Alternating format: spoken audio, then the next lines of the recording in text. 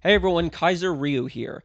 So I'm here to talk about a pretty serious situation. Now, normally I don't really do these unedited, off the cuff videos like this, but I'm doing it for a reason. So, one thing that I noticed over, I'd say, the past month, my game journalism reaction video where I reacted to that Magic Mush video that has gotten some decent traction, at least decent for my channel, and also I have still a lot of like game journalism friends or at least people in my network on LinkedIn, so I'm going to be sharing this video with them. But today there was a big situation going on with a AI generated review of Resident Evil Requiem, which I'm also going to review, and it's going to be human playing it early today with the Xbox New Zealand trick, but it was pretty wild. And listen, I worked as a games journalism or game journalist for 3 years, from 2022 to 2025, and I've seen some pretty bad stuff. After I got laid off in September last year, I started YouTube. Pretty good reason. I'll explain that in a bit. But even for a person like me who's seen a bunch of pretty wild things, this was pretty wild. So I noticed it, I think it was like early in the morning. I first heard it on LinkedIn, and then it really exploded on social media a few hours later. But basically, this website, I would say it's about a C grade website called a Video Gamer. Last week, they laid off their entire staff and replaced them with AI. Now, I don't know exactly if this was reported a week ago from that initial LinkedIn post that kind of went viral today. It seemed that they probably, like, the team announced it like a week ago, which usually happens on LinkedIn. I do notice a lot of like you know layoff stuff in my feed, which people normally post either the day of the layoff or the day after, so it's likely. But it seems like they probably like knew about this for a week. But Metacritic didn't notice, so they replaced their stuff with AI, did AI articles, and then they did an AI review of Resident Evil Requiem. It's pretty damn obvious. First of all, the main telling point is that it's only 4 paragraphs long. There's the intro, and then 3 body paragraphs, and then the review score. No like actual credible game journalism outlet would have a review that short. It doesn't matter if it's like a poker game or slots. That's not happening. So it's pretty obvious, and it was because of the site's reputation, I guess, like prior reputation. It was already a Metacritic certified outlet, so it was on the official aggregator for the PS5 version. And to be fair, to give credit to Metacritic, within about an hour, it might have been less than an hour after I saw that LinkedIn post, that review went away from the score.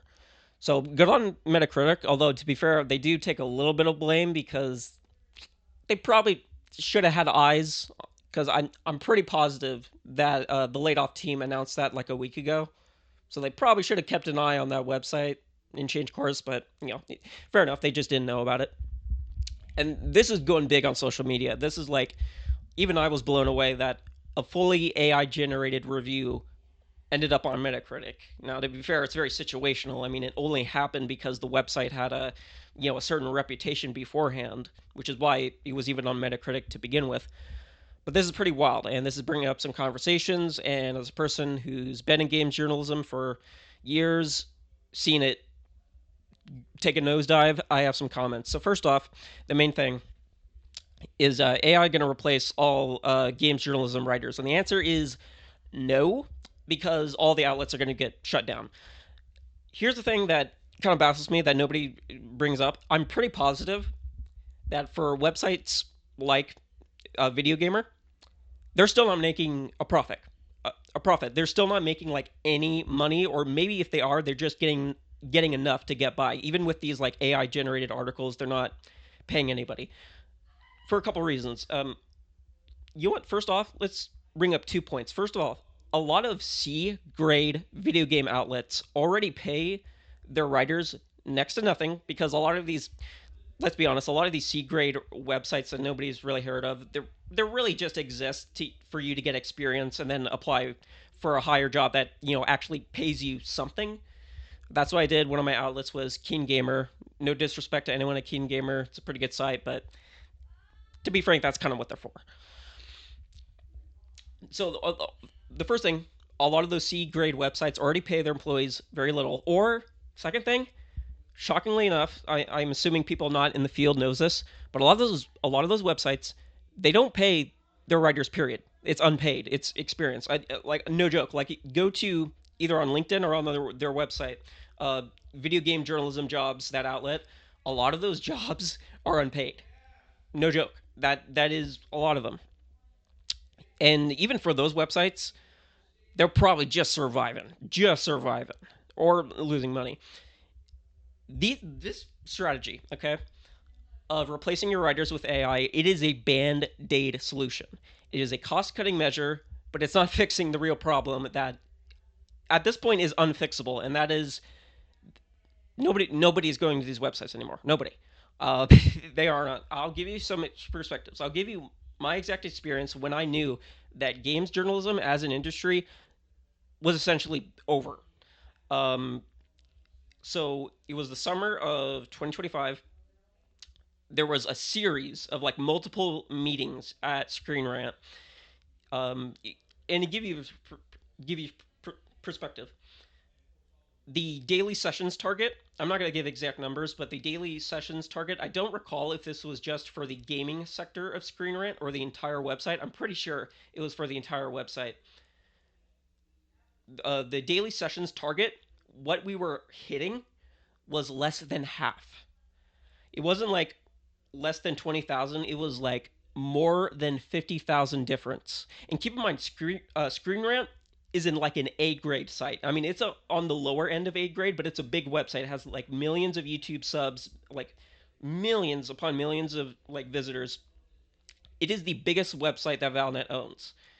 And I can tell because the pay grade was definitely higher. I was like, whoa, like this is not a C grade website. This is an A grade website.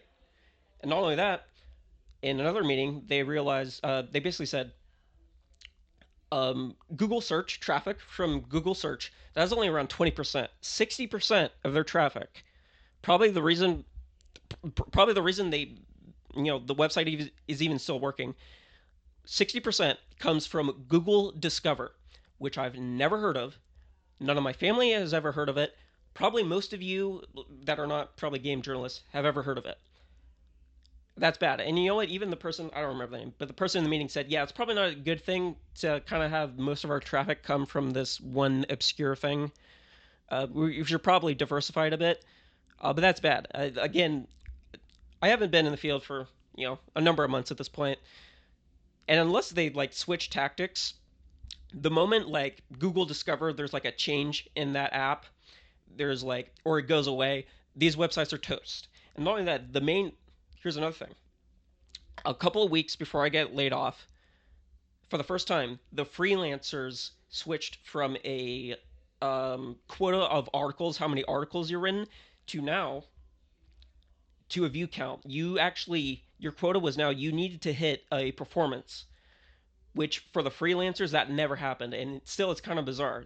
Now those performance metrics, they're supposed to be for the people higher up than the freelancers. They're supposed to be for like the main editors, the leads of the sectors, like the list features. They're supposed to be for the leads, because keep in mind, all of the features from or all the topics from those articles have to be approved, and they get approved based on whether or not the people higher up think they're gonna work. Now, to be fair, occasionally they do experiment. They're like, you know what, let's try this, and if it works, we'll do more articles like this.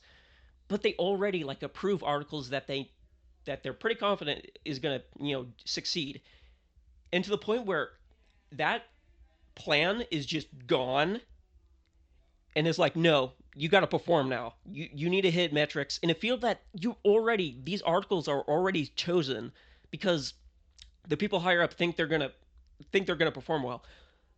That's wild. Now, to be fair, I never got tested on it because literally, I think like 2 to 3 weeks later, I got laid off. So I never really got tested on it. I never got like a performance meeting really because I was gone. But that's rough. And the truth is, Google Google has completely screwed over games journalism completely because there's no reason to go to that website for most outlets unless they have like a big community or whatever. Because there's just no reason. Again, a lot of it is Google AI. Now, I know specifically not any of the outlets that I worked at, none of the Valnet websites, but I do know a couple years back, some outlets were really banking on guides to get them through because guides for a while was like the one reliable thing, and they kind of still are for like trophy and achievement guides, and also YouTube. Like two of my videos that still get views daily, like recurring views, is some of my Silent Hill F achievement guides. That's good stuff. But the problem is because of Google AI overview, for most guides and puzzles, people can just type in something like Silent Hill 2 remake jail safe code.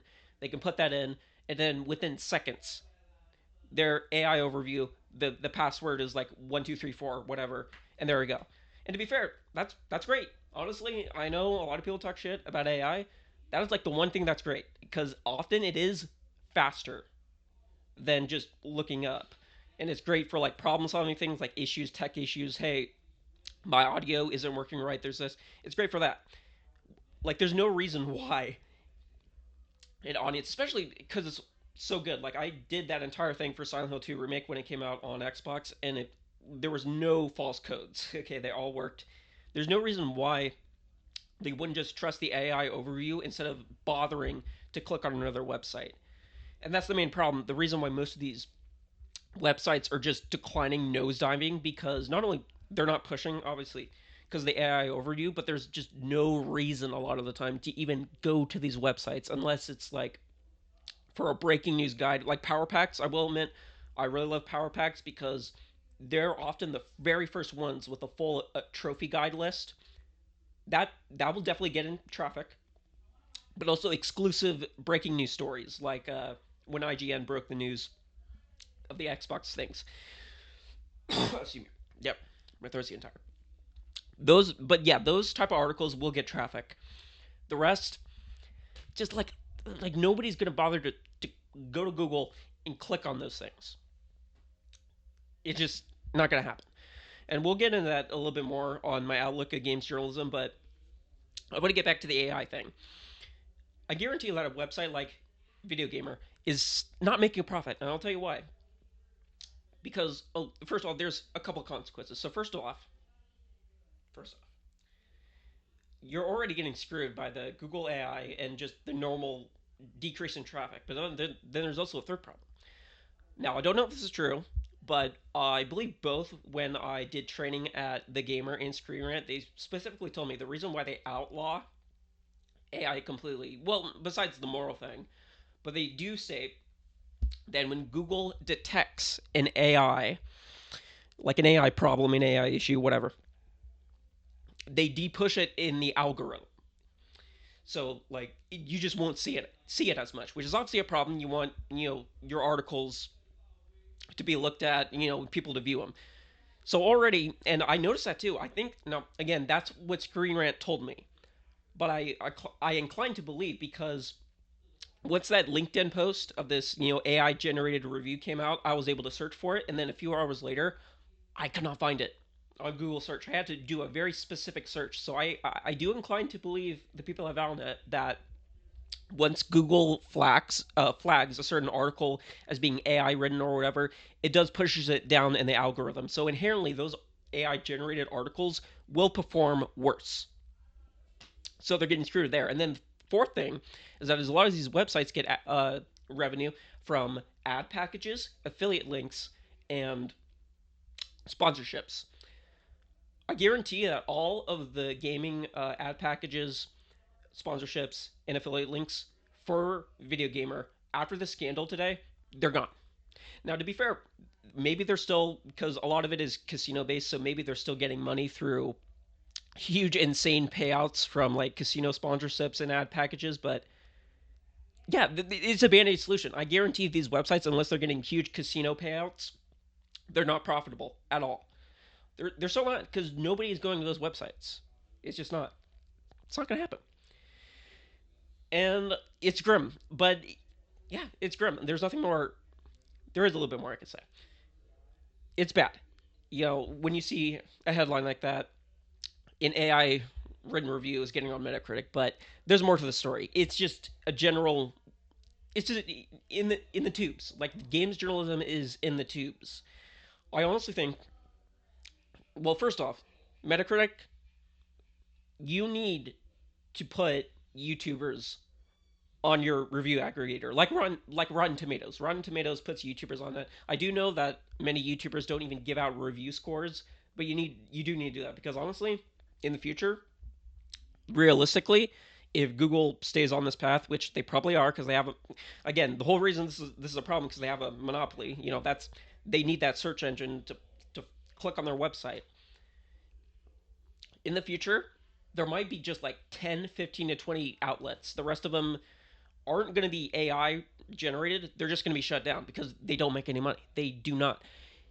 The only ones that will probably survive is the big juggernauts. Even a lot of the lower A grade websites, they'll probably shut down because they don't make any money.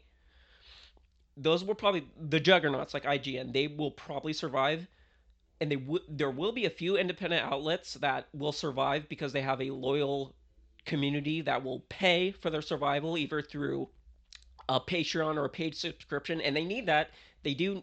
Their consumers do need to pay for them because the AdSense, the ad revenue, that's not going to be enough to just justify keeping the site running. They do need like payment from the consumers.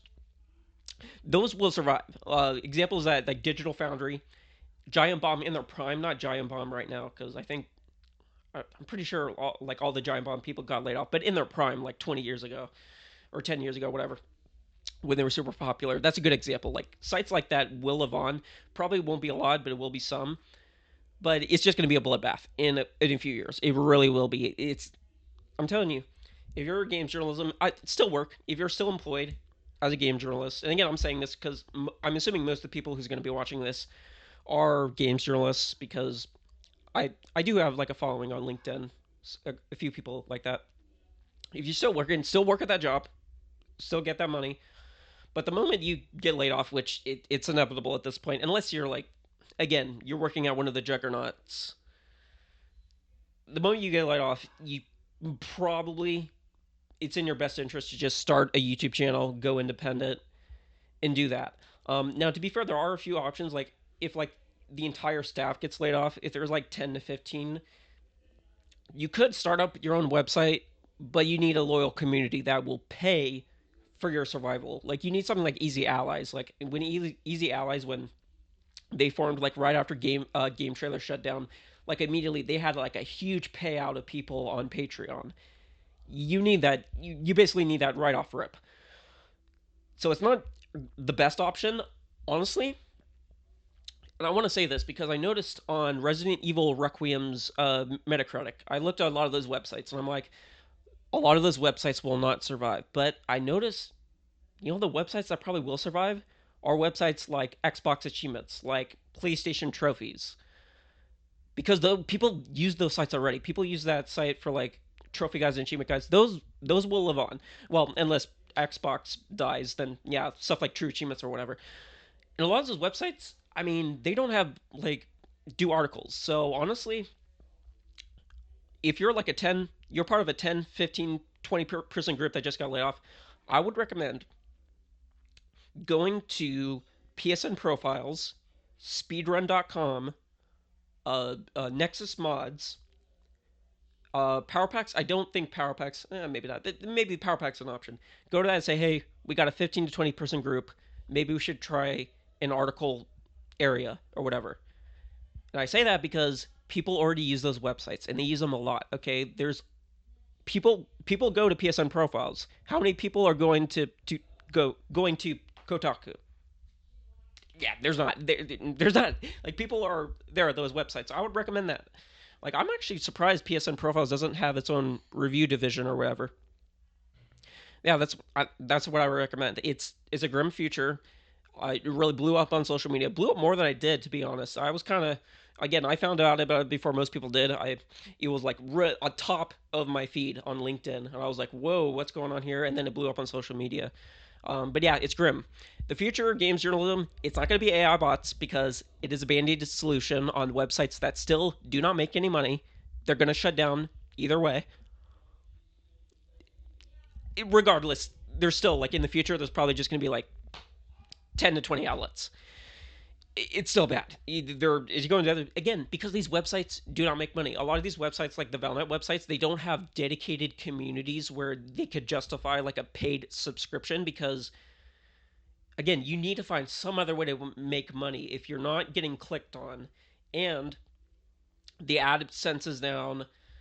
Just the money is just not there from people just clicking on the websites anymore. And unfortunately, a lot of those stuff, like I know, like 5, 6 years ago, a lot of those high end newspapers or whatever, they started, the high end media outlets, they started paywalling their stuff, but it worked because they're big enough, they have an audience for it. A lot of the websites, like the Game Rant, though, they do not have a dedicated community that will pay them out.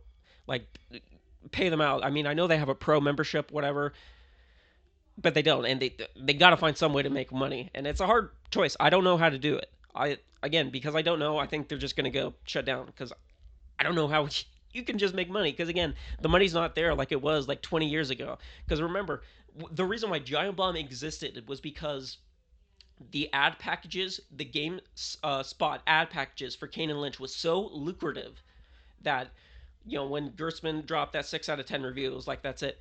That doesn't happen anymore. That those types of ad packages, lucrative, is just not there. It is not there, and I don't see any other way that these websites can gain money. It doesn't matter if you're putting AR articles for people. It doesn't matter. These sites still do not make money. I think it's over.